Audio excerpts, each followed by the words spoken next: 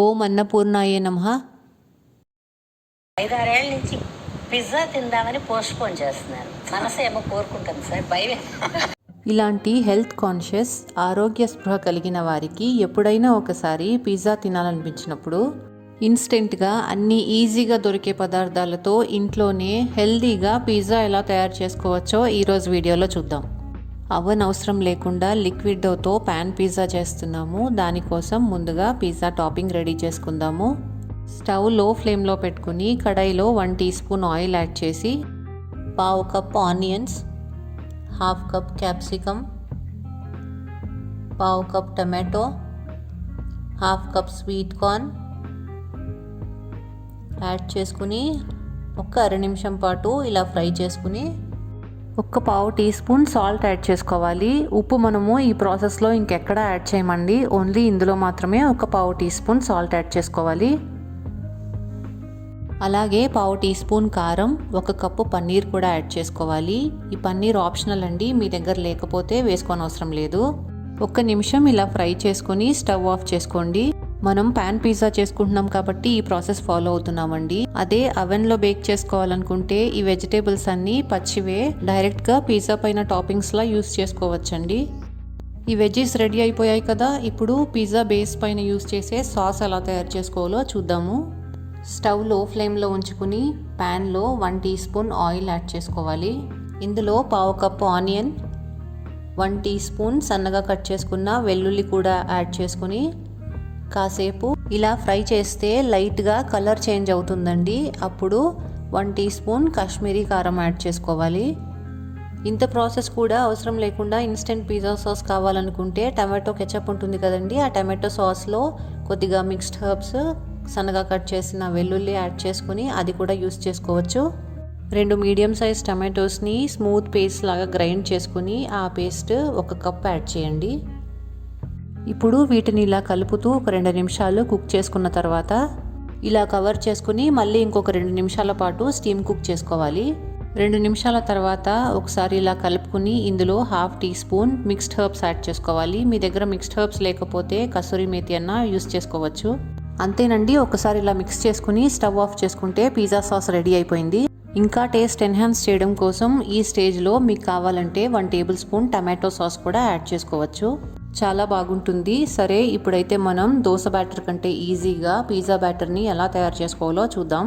ముందుగా ఒక మిక్సింగ్ బౌల్లో 2 కప్స్ గోధుమ పిండి, 1.5 కప్ పెరుగు, 1/2 teaspoon baking soda, 1/2 teaspoon baking powder కూడా యాడ్ చేసుకొని వీటిని చక్కగా మిక్స్ చేసుకోవాలి. ఇప్పుడు ఇందులో కొద్దిగా వాటర్ యాడ్ చేసుకుని దోసపిండి కంటే కొద్దిగా థిక్ కన్సిస్టెన్సీలో ఇలా కలుపుకుని పిండిని రెడీ చేసుకోవాలి. మనం ఎలా అయితే మసాలా దోశ కోసం దోశ బ్యాటర్, ఆలు మసాలా అండ్ చట్నీ రెడీ చేసుకుంటామో అంతకంటే ఈజీగా pizza batter, sauce and toppings ready అయిపోయాయి కదండి. చూడండి, కన్సిస్టెన్సీ ఇలా ఉండాలి. ఇప్పుడు దీంతో పిజ్జా బేస్ రెడీ చేసుకుందాం. సో ఫస్ట్ మనం దోశ ప్యాన్ని లో ఫ్లేమ్లో వేడి చేసుకుని ఒక 2-3 డ్రాప్స్ ఆయిల్ ఇలా యాడ్ చేసుకుని గ్రీస్ చేసుకోవాలి ప్యాన్ని. థిన్ క్రస్ట్ పిజ్జా బేస్ ఎలా అయితే ఉంటుందో ఈ పిజ్జా బేస్ కూడా అంతే థిక్నెస్ తోటి మనం ప్రిపేర్ చేసుకుంటాము. ఇలా ఫ్యూ డ్రాప్స్ ఆయిల్ యాడ్ చేసి మనం రెడీ చేసి పెట్టుకున్న పిజ్జా బ్యాటర్ని సెట్ దోశ వేసుకున్నట్లు కొంచెం థిక్గా ప్యాన్ పైన ఇలా స్ప్రెడ్ చేసుకోవాలి. ఈ ప్రాసెస్ అంతా కూడా స్టవ్ లో ఫ్లేమ్లోనే ఉండాలండి, ఎక్కడ కూడా మీడియం అండ్ హై యూస్ చేయకూడదు. ఇప్పుడు దీనిపైన ఇలా మూత పెట్టేసి ఒక 2 నిమిషాల పాటు కుక్ చేసుకోండి. 2 నిమిషాల తర్వాత చూస్తే చూడండి, ఎక్కడా కూడా పచ్చిదనం కనిపించట్లేదు కదా. ఇప్పుడు స్టవ్ ఆఫ్ చేసేసి రెండో వైపుకి తిప్పుకోవాలి. గుర్తుపెట్టుకోండి, ఈ స్టేజ్లో స్టవ్ ఆఫ్ చేసుకుని మాత్రమే మనము పిజ్జా సాస్ కానీ టాపింగ్స్ కానీ యాడ్ చేసుకోవాలి. మనం ఏ సైడ్ అయితే పిజ్జా బేస్ని కాల్చుకున్నామో ఆ సైడ్ మాత్రమే కంప్లీట్గా ఇలా పిజ్జా సాస్ని అప్లై చేసుకోవాలి. ఇప్పుడు ఒక చీజ్ స్లైస్ తీసుకుని వాటిని 1 ఇంచ్ ముక్కలుగా కట్ చేసుకుని ఇలా పిజ్జా పైన స్ప్రెడ్ చేసుకోవాలి. ఈ చీజ్ స్లైసెస్ మనకు మార్కెట్లో కానీ ఆన్లైన్లో కానీ చాలా ఈజీగా దొరుకుతాయి. నెక్స్ట్ మనం రెడీ చేసుకున్న వెజిటేబుల్స్ ఉన్నాయి కదా, వాటిని కూడా యాడ్ చేసుకుని ఇలా స్ప్రెడ్ చేసుకోవాలి. ఇలా వెజిటేబుల్స్ అన్నీ ఈవెన్గా స్ప్రెడ్ చేసుకున్న తర్వాత వీటిపైన మొజరెల్లా చీజ్ యాడ్ చేసుకోవాలి. ఈ చీజ్ కూడా మనకి ఆన్లైన్లో లేదా మార్కెట్లో ఈజీగా దొరుకుతుంది. ఇక ఈ బేస్ రెండో వైపు కాలటం కోసం మనం ఆయిల్ ఏం యాడ్ చేయని అవసరం లేదు. ఇప్పుడు ఇలా క్లోజ్ చేసుకుని ఒక 2 నిమిషాల పాటు లో ఫ్లేమ్లో కుక్ చేసుకోవాలి. ఈ పైన మనం యాడ్ చేసుకున్న చీజ్ కంప్లీట్గా మెల్ట్ అయిందంటే మనం అర్థం చేసుకోవచ్చండి కింద సైడ్ పిజ్జా బేస్ కరెక్ట్గా కాలిందని. సో స్టవ్ ఆఫ్ చేసుకుని వేడివేడిగా ఈ పిజ్జాని సర్వ్ చేసుకుందాం. వెజిటేబుల్స్లో కొద్దిగా సాల్ట్ యాడ్ చేసాం కానీ ఇంకా పిండిలో కానీ సాస్లో కానీ ఎలాంటి సాల్ట్ యాడ్ చేయలేదు కదండి. అయినా కూడా ఎక్కడా మీకు ఆ లోటు తెలియకుండా చాలా చాలా టేస్టీగా ఉంటుంది.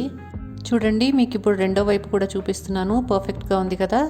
మీరు ఈ పిజ్జాని ఈవినింగ్ స్నాక్లా ప్లాన్ చేసుకునే పని అయితే వెజ్ టాపింగ్స్ ఇంకా సాస్ని మార్నింగ్ లేదా ఆఫ్టర్నూన్ మీ ఫ్రీ టైంలో రెడీ చేసేసుకొని పెట్టుకున్నారనుకోండి, ఈ రెసిపీ మీకు ఇంకా ఈజీగా అనిపిస్తుంది.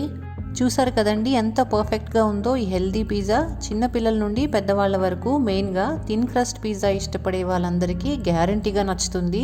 మీ ఇంట్లో ప్రతి ఒక్కరు కూడా ఈ పిజ్జా ఫ్యాన్ అయిపోతారు.